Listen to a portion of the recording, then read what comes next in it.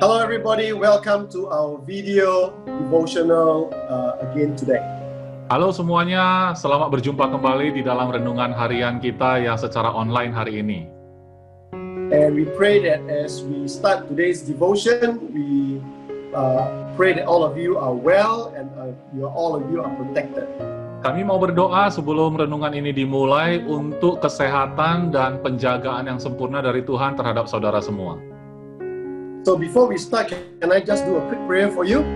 Jadi izinkan saya, bolehkah saya berdoa untuk saudara sebelum renungan ini dimulai?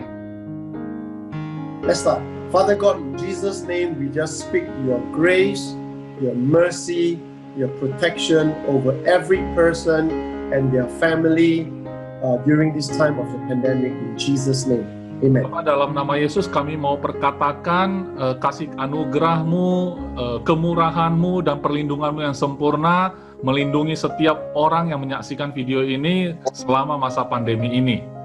Amin. So today I'm going to ask Pastor Iskandar to help me read the two verses we're going to talk about. 2 Corinthians chapter 5 verse 20 and 21. Hari ini saya akan membantu untuk membacakan bagi saudara ayat yang diambil dari 2 Korintus pasal 5 ayat 20 sampai 21. Jadi dua ayat ya. 2 Korintus 5 ayat 20 sampai 21. Jadi kami ini adalah utusan-utusan Kristus, seakan-akan Allah menasihati kamu dengan perantaraan kami.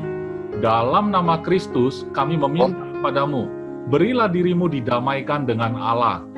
Dia yang tidak mengenal dosa telah dibuatnya menjadi dosa karena kita, supaya dalam Dia kita dibenarkan oleh Allah.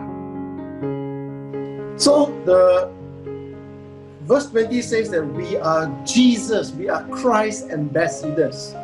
Jadi dikatakan bahwa kami ini adalah utusan-utusan Allah. And therefore, as ambassadors of Christ, what do we speak? How do we carry ourselves? Jadi sebagai utusan-utusan Allah itu bagaimana kita ini membawa diri kita? You know, as believers of Jesus Christ, and especially if you're a pastor or leader or someone of influence, what we say is very important because it influences their life. Jadi saudara tahu setiap orang percaya itu ibaratnya mewakili Tuhan itu sendiri. Dalam hidup ini orang-orang yang punya pengaruh itu ucapan mereka itu semua sangat mempengaruhi, sangat bernilai bagi orang-orang yang mendengarkannya. And if we do not know who we are in Christ, sometimes what we say is not what Jesus said. Sometimes what we say is what we think or what the world say. Jadi oleh sebab itu kadang-kadang apa yang kita ucapkan kalau kita nggak mengerti siapa kita di dalam Kristus, seringkali yang keluar dari mulut kita itu bukan dari Yesus sendiri, tapi dari pikiran kita atau apa yang dikatakan dunia. For example, you hear every day as you go around, you hear people complaining and talking. Then unconsciously, what you do, you actually repeat what you hear. Jadi sebagai contoh, kalau misalkan saudara dalam sehari-hari saudara itu banyak mendengarkan ucapan-ucapan orang, katakan yang negatif, maka secara tidak sengaja, secara tidak sadar, itu sudah masuk dalam pikiran kita dan kita mengulangi apa yang mereka ucapkan juga. You yourself actually were not negative, you're not in a bad mood, but because you hear and then you repeat it, you become bad mood. Jadi sebenarnya pada awalnya saudara sendiri tidak berpikiran negatif atau hati saudara tidak punya perasaan yang buruk, tapi setelah mendengarkan begitu banyak orang yang berkata negatif seperti itu, akhirnya mempengaruhi perasaan saudara. So Paul says that as Christ ambassador, we make this appeal, we speak as Christ. Jadi dikatakan bahwa Rasul Paulus mengatakan karena mereka adalah utusan-utusan Kristus, berarti mereka berkata-kata menasihati orang-orang di sana itu seperti Yesus sendiri, seperti Allah sendiri yang menasihati. And sometimes it's difficult, especially if you are constantly in a very difficult situation or a difficult environment. Kadang-kadang memang ini hal yang sulit, terutama pada saat kita berada di tengah-tengah lingkungan yang begitu negatif ya, tidak baik. And especially in this time where economy is down, this time where you are not sure what the future holds. Khususnya pada saat-saat seperti ini di mana kita sangat tidak pasti di dalam hal ekonomi dan masa depan kita bakal seperti apa, sangat tidak jelas.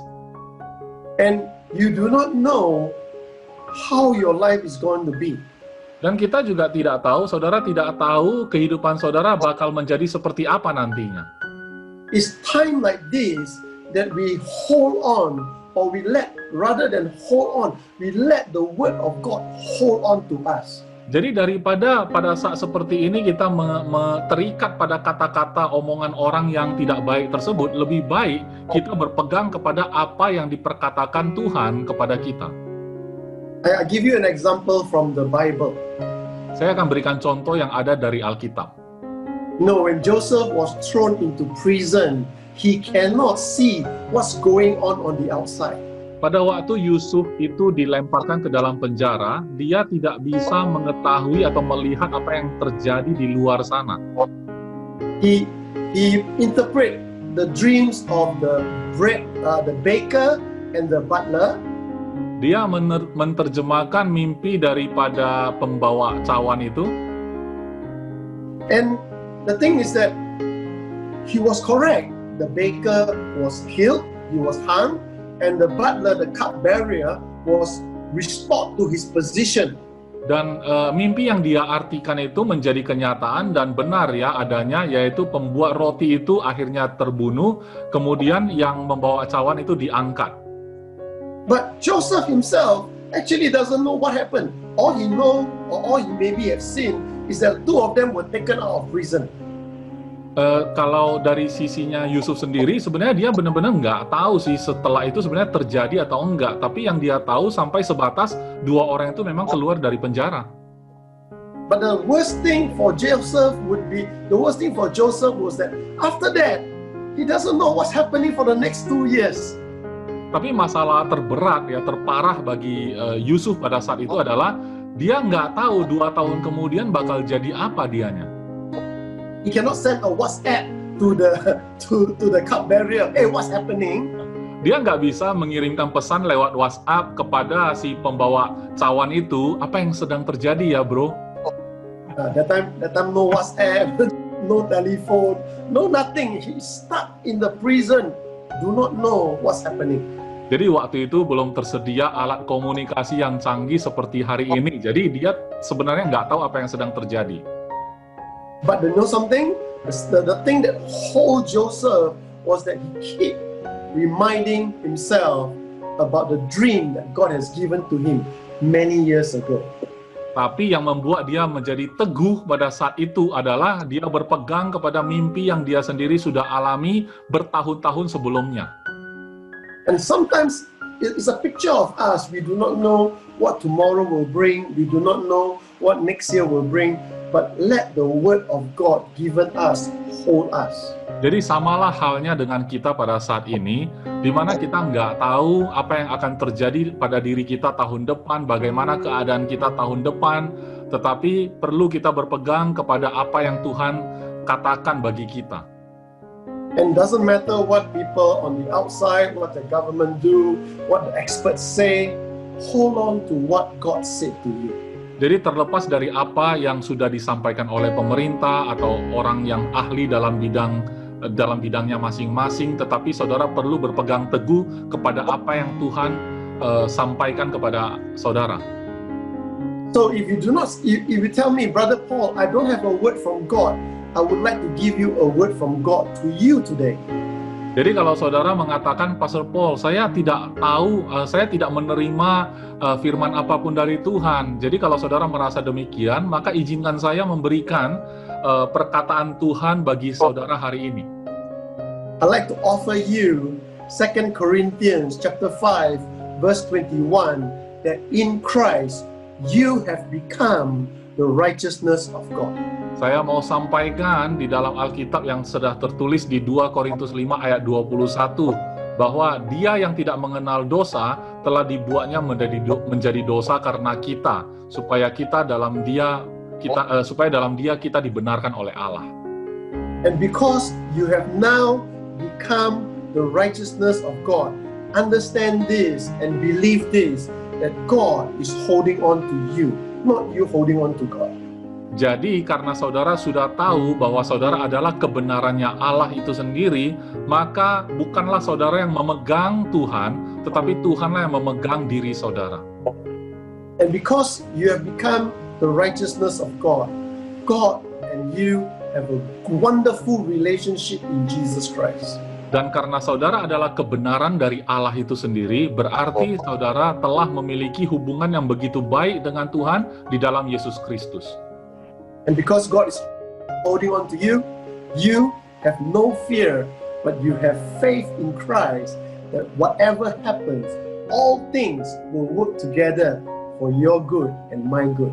Dan karena saudara sudah paham bahwa Tuhanlah yang memegang diri saudara, maka saudara pun harus mengetahui bahwa segala sesuatu itu terjadi, Tuhan memakai semuanya itu untuk mendatangkan kebaikan bagi saudara.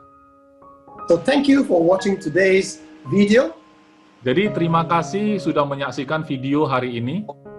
And if you do not have a word of God for yourself, let today's video be that word for you.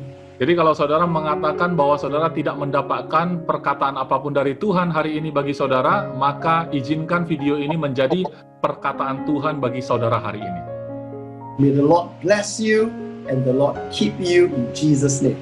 Kiranya Tuhan memberkatimu, Tuhan melindungimu di dalam nama Tuhan Yesus. Thank you. Bye-bye. Terima kasih, sampai jumpa lagi.